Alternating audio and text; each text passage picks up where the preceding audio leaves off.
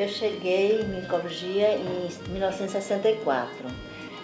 Quem me apresentou o Dr. Batista foi o Dr. Orlando Paraim, que era muito amigo de meu pai e amigo de Dr. Batista.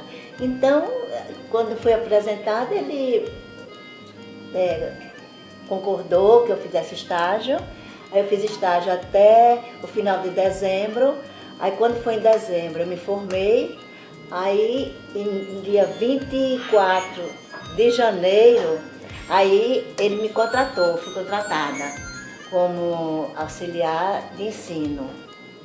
Eu cheguei ao Instituto em 1965, apresentada por Olga Chaves Batista, irmã dele, que trabalhava no expediente na Universidade Rural, a Olga, com meu cunhado. E através do meu cunhado, ela me levou até Chaves Batista, que era a irmã dele, no dia 15 de julho de 1965. Ele fez uma pequena entrevista comigo e então ele disse: amanhã você venha trabalhar. O dia seguinte era um dia santo para o Recife, 16 de julho. Aí eu fiquei, eu já sabia que ele era muito exigente e só não se trabalhava nos domingos, mas até o sábado à tarde se trabalhava. Então, aí eu fiquei calada e no dia 16 de julho, em vez de minha procissão do cargo, eu fui para o Instituto de Micologia. Lá ele me botou para o setor de microfungos, para trabalhar com culturas, e sob a chefia do Dr. Heraldo da Silva Maia.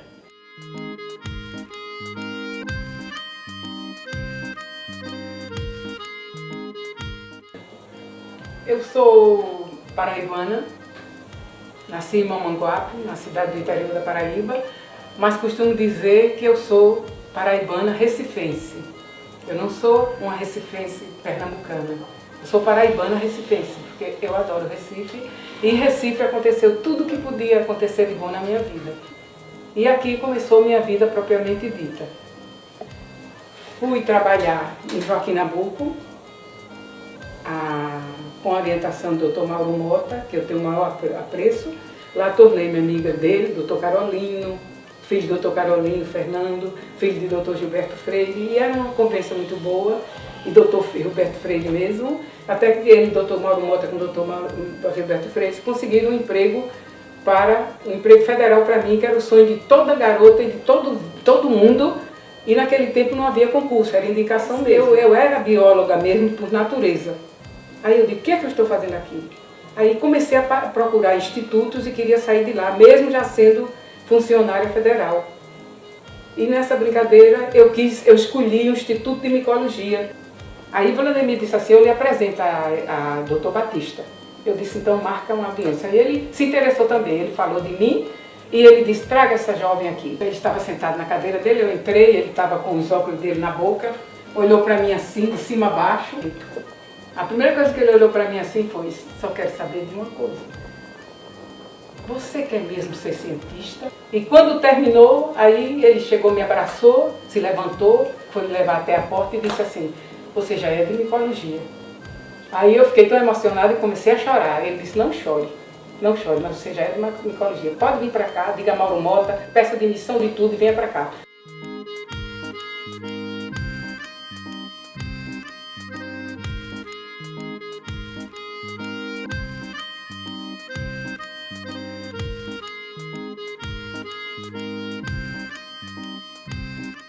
Eu não pude conviver realmente com o Dr. Chaves Batista.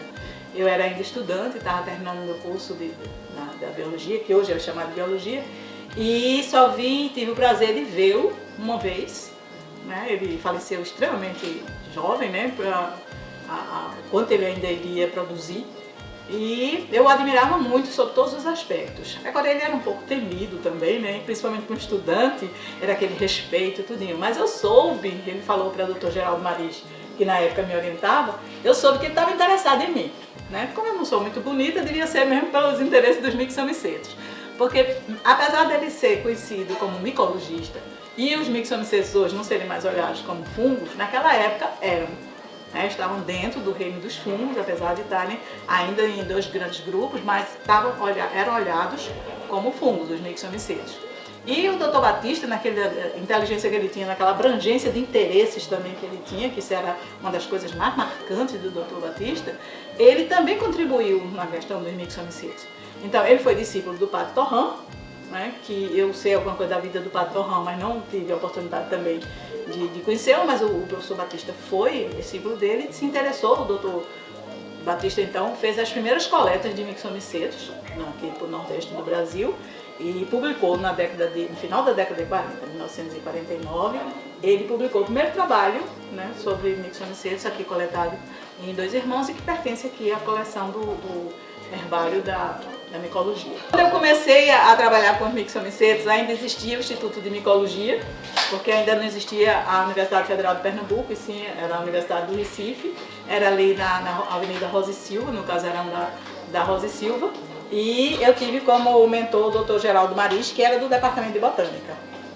Então a gente começou a trabalhar os mixomicetos visitando esse herbário, que atualmente está sediado aqui, né? E eu fiz as primeiras coletas aqui na região mesmo, né? E fomos aumentando o nosso conhecimento sobre os mixomicetos e tendo esse apoio do Departamento de Micologia.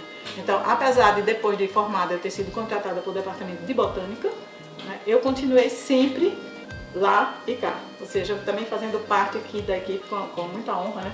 Fazendo parte da equipe daqui da micologia nesse aspecto de trabalhar com os mixomicetos.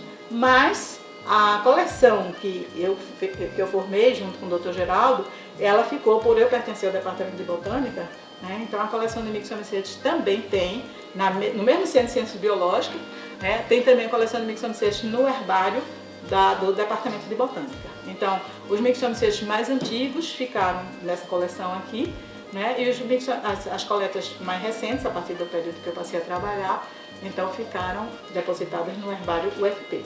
E assim, eu tenho muito prazer também em dizer que, se a gente olhar o Brasil como um todo, a maior coleção desse grupo de organismos está sediada aqui no Centro de Ciências Biológicas. Uma parte aqui no Departamento de Micologia e uma parte no herbário do Departamento de Botânica. Bom, o professor Charles Batista foi uma pessoa chave, né? Porque ele fundou o departamento e Instituto de Micologia, né? E, sem dúvida, a contribuição dele foi fundamental para a gente existir hoje, né? Porque a micologia, de uma forma geral, não é vista como uma ciência separada no Brasil e mesmo no mundo. A maior parte dos trabalhos feitos em micologia estão associados ao Departamento de Botânica, ou dentro da microbiologia, ou dentro da fitopatologia, sempre dentro de outros departamentos. E a gente vê que aqui no Brasil a gente tem esse privilégio de ter um departamento exclusivo para a micologia. E isso a gente deve a Charles Batista. Eu não tive a oportunidade de conhecê-lo. Quando eu cheguei ao departamento ele já havia falecido, mas eu sempre ouvi as histórias e sei da contribuição na medida em que a gente conhece o que a gente tem hoje no departamento. O herbário, né, as grandes coleções, o herbário, o URME e a micoteca URME que ele criou. E ele via já naquele tempo a importância das coleções biológicas para a preservação e para guardar o testemunho das espécies que a gente tem da biodiversidade brasileira. Então ele era uma pessoa assim, de uma visão muito aberta e muito acima e muito à frente do seu tempo, porque ele via coisas que hoje é que estão sendo valorizadas. Agora que a gente está tendo apoio para taxonomia, para coleções e etc. E já naquele tempo, nos anos 60, ele já tinha essa visão e se esforçava para angariar recursos, formar pessoal e fazer um trabalho assim realmente muito dinâmico.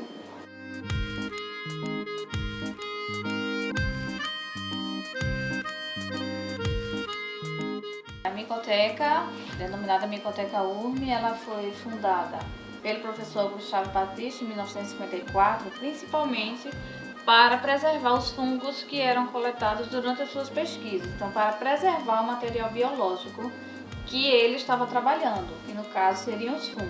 Essa coleção, ela abrigou sempre os fungos, tanto de interesse médico, quanto fungos isolados do solo e fungos de folha, fungos de diversos ambientes e substratos. Atualmente, ela presta serviço, né, para diversos pesquisadores, tanto do estado quanto de outros estados do Brasil. E ela atualmente está certificada pela ISO 9001-2008 para melhorar a qualidade do atendimento do seu serviço.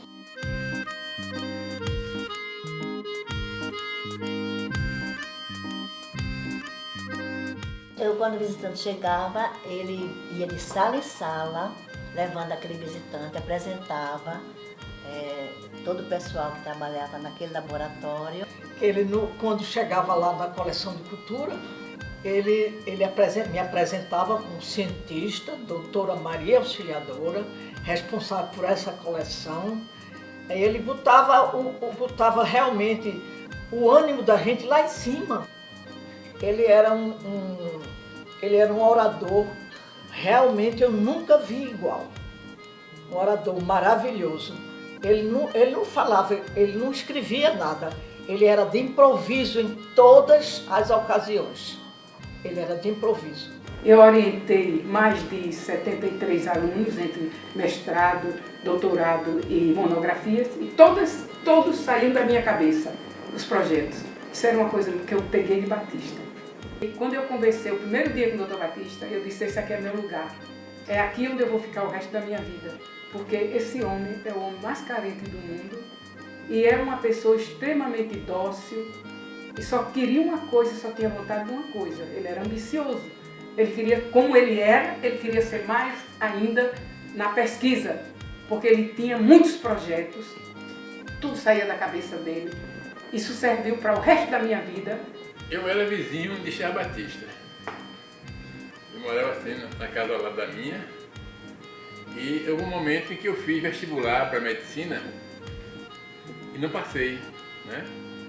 Então, conversando meu pai com ele disse: não, mas esse negócio de vestibular para lá, vamos transformá-lo num cientista. Manda ele para lá para a gente conversar, e se ele tiver talento, tiver jeito para coisa, ele vai ser um cientista. Começou assim.